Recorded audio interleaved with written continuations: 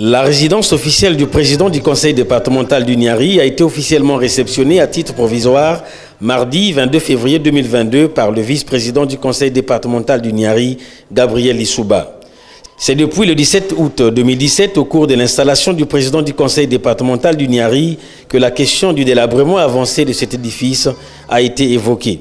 Les travaux exécutés par l'entreprise GMS Congo sont évalués à 33 53 070 francs CFA, toutes taxes comprises, conformément au devis initial.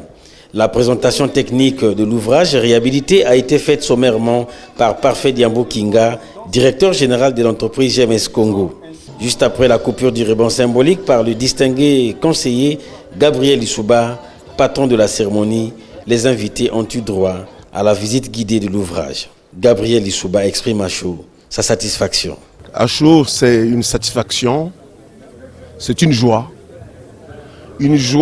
d'inscrire dans notre bilan cette réhabilitation qui elle-même fait l'objet du programme d'activité du bureau exécutif du conseil départemental du Niari. Dans le patrimoine du conseil départemental, en plus des marchés frontaliers, il y a les logements locatifs.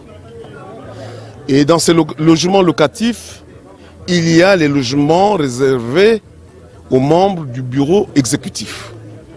Et ce que nous recevons provisoirement aujourd'hui n'est qu'un premier pas à un vaste projet de réhabilitation qu'avait prévu le conseil départemental du Niari. Le contexte économique est difficile.